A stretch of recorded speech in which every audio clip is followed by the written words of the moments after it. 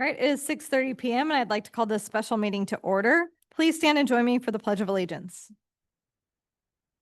I pledge allegiance to the flag of the United States of America and to the republic for which it stands, one nation, under God, indivisible, with liberty and justice for all. All right, Justin, please call the roll. Hayden Chomposi. Here. Vaughn. Ryherd. Kring. Schmid. Carpenter Davis. Josie.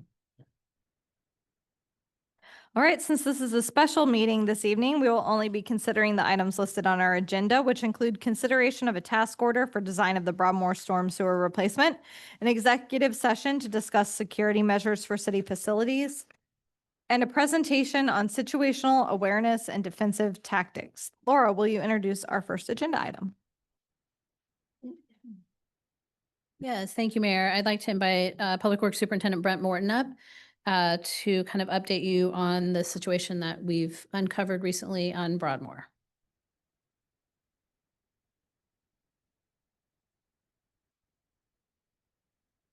Thank you very much. Like Laura said, this is on Broadmoor between 55th and 56th. We got reported that we had an open hole there, a potential sinkhole.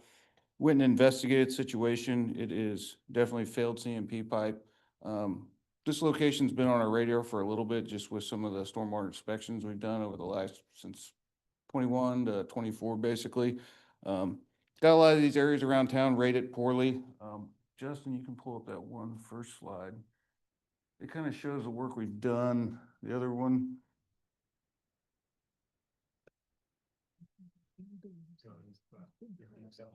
That one?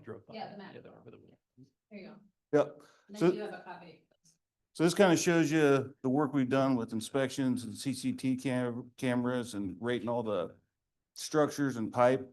So I mean, there's a lot of areas in town that look like this. Everything along this corridor that we're talking about replacing with this task order is rated basically at a failed state or close to it. We went back and researched the footage from 2023. You can tell there's an issue with the pipe. I mean, you can chase it all. It's all half gone, rotted out. So it just finally eroded bad enough where it's getting outside the pipe ditch, and causing sinkholes and washing the stuff downstream. So this is a task order with Olson, for $52,236 to kind of just redesign or replace this area, take a look at the drainage system as well, just to see if there's any improvements we can make.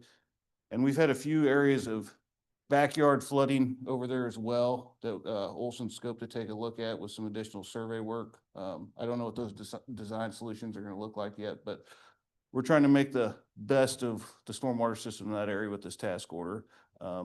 If we can get this approved, Olson kind of thinks they can get it through design in a couple months, and we can hopefully get it constructed this summer. That's a good thing for the city. We've still got our street contractor doing 63rd and all the residential in town. So it'll be publicly bid, but since they're here working, I think we'll get a way better cost on this project because it's right in our wheelhouse. Estimated cost is $250 to $300. I mean, that's estimated for sure right now. I mean, just kind of pipe footage and, structures that are out there, but I think we're pretty close in the ballpark. So looking to approve a task order with Olson and Associates to start design on this project as soon as possible. Be happy to answer any questions. Cherry context. Okay. And we can show the next slide too. That's kind of the failed infrastructure. Yeah, Debbie? Oh, got it. We have had some building back in that area. Somebody's bought several properties. There's a lot of large trucks coming through there. Would that have added to the problem? I don't think so. This has been on the radar for probably a couple of years. We're aware of it. I mean, when we get the heavy rains like we did a couple of weeks ago, if there's any weak link in the stormwater system, that's when they show up. I mean, Stephanie said after the first day, you think we got all our phone calls? Like, no, they just haven't found all the problems yet. So we're still working through some of those now. What's the parameter of what you're fixing? Are you fixing just where it's broken or you doing the entire? The whole trunk line and then heading downstream where that little yellow piece is and just kind of stubbing out probably 10 foot of concrete pipe for the next project when we have to do that next line. So we don't have to get back in the boxes. But looking through the footage, there's once you get to the point this area is at, you can't tie back into anything good. It's all junk or, so it just makes it super difficult. And I don't think putting a Band-Aid on it's gonna save us any money in the long term. I think we'll be back there in a year. They can replace it.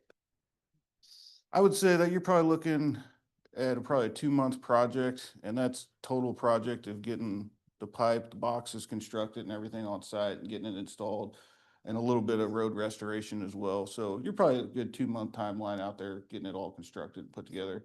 Tour communicated to the Mhm. neighbors how we're gonna do Once it. we know what it looks like. So Olson will put together a traffic control plan, then they'll submit that, and then we'll follow that. So all that will get posted out. I just don't know what the exact solution looks like. We might be upsizing pipe. I don't know, what the drainage situation is over there. And then like where that star is, we got some water trouble in some of those backyards. So we're gonna see if we can help some of those residents out. I don't know what all that looks like just yet. Any other questions?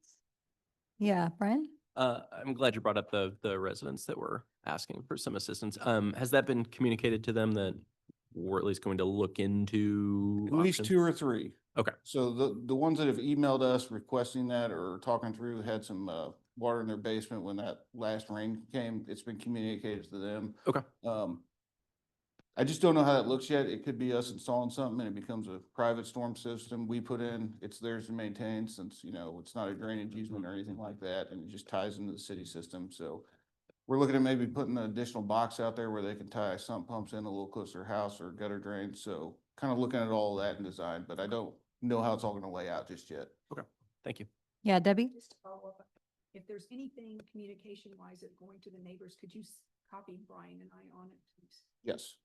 It's multiple people, so you guys go with that? Okay. All right, we'll ask too, is there any member of the public who would like to speak on this issue? If you are participating through Zoom, please either add your comment in the chat feature and it will be read out loud, or note that you would like to speak and we will call on you shortly to make your comment verbally. Please remember your comments or questions are visible to everyone in the meeting. If you are part of our in-person group tonight, please raise your hand but stay seated and we will call on you to come to the lectern to make your comments. When you make your comment, please state your name and city of residence for the record. Also be conscientious of others trying to speak and speak slowly and clearly. If I need to confirm something that may have been difficult to hear, I will ask for clarification. Please note that speakers will be limited to 3 minutes per person. Justin, anyone online? All right. No one in the audience? Laura, did you have additional? Just a couple of Yes. things. Yeah, so on this map, you can kind of see the one property on the right side where the ground is bare. That's where we had the lot split a couple of years ago and those 2 new houses were built. And so we have had been in communication pretty frequently with both the property owner where the sinkhole has most recently opened up and the neighbor to the north about kind of that runoff from the backyards. I think that's Barclay Street and it's significantly higher in elevation than where Broadmoor is.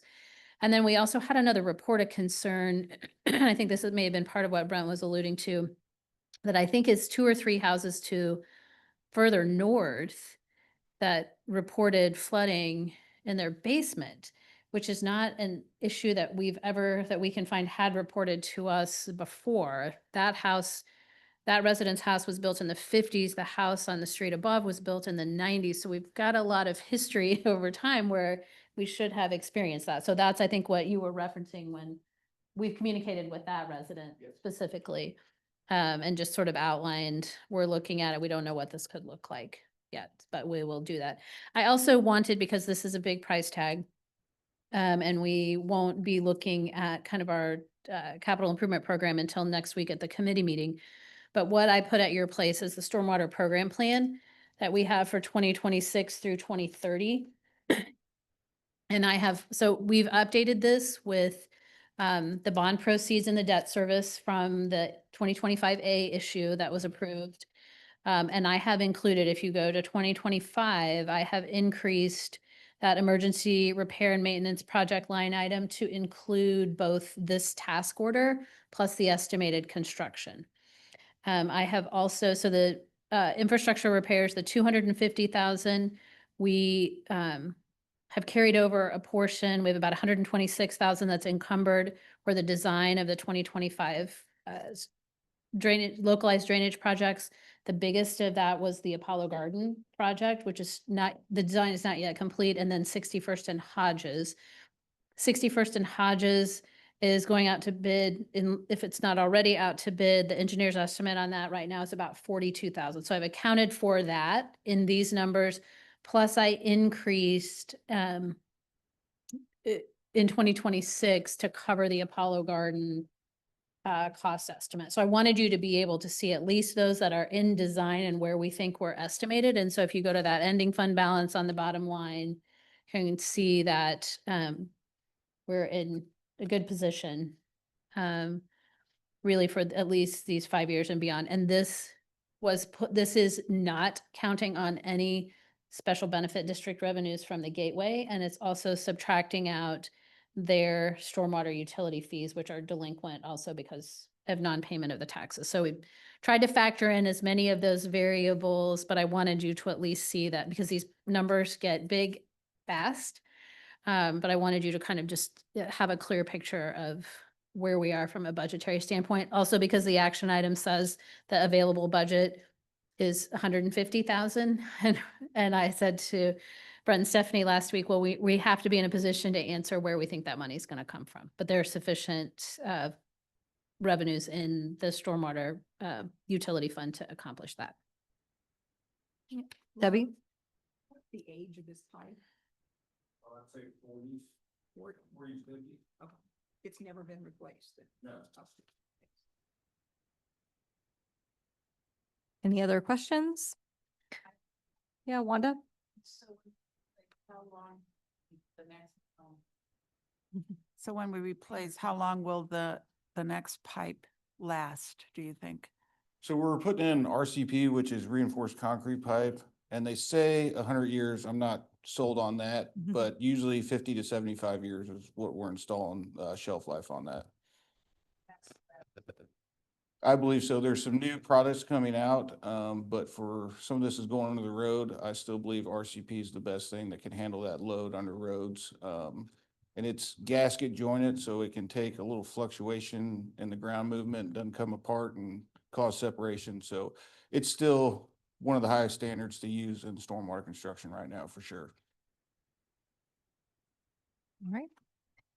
I would now entertain a motion. Mayor, I move the city council approve a task order with Olson for the Broadmoor Street Storm Sewer Replacement Project in an amount not to exceed $52,326 from the Stormwater Utility Fund. Second. Motion and a second. Any further discussion? Seeing none, Justin, please call the roll. Josie, Aye. Vaughn, Kring, John Posey. Aye. Schmid. Aye. Ryhard, Carpenter Davis. Aye. Motion carries.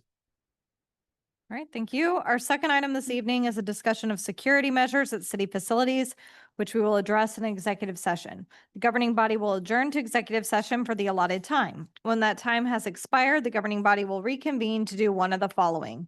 1, extend the time required for discussion and return to executive session, or 2, continue with our city council meeting. As a reminder to the public, the governing body may take no binding action in executive session. I would entertain a motion. Mayor, I move the city council adjourn to executive session to discuss security measures at the city's municipal buildings and facilities pursuant to the exception in KSA 75-4319 B12. Also attending will be City Administrator Laura Smith, City Attorney David Martin, Deputy City Administrator Justin Carroll, Chief Dan Madden, Deputy Chief Kirk Lane, and Officer Mark Chuddick. The open meeting will resume in council chambers at 7:30 PM in 45 minutes. Motion and a second. Any discussion? Justin, please call the roll. Kring, Vaughn, Josie, Aye. Carpenter Davis. Aye. Ryhard. Aye. Schmid. Aye. Hayden, John Posey. Motion carries. Like what we typically do, because we have a PowerPoint presentation, we're going to shut down the Zoom.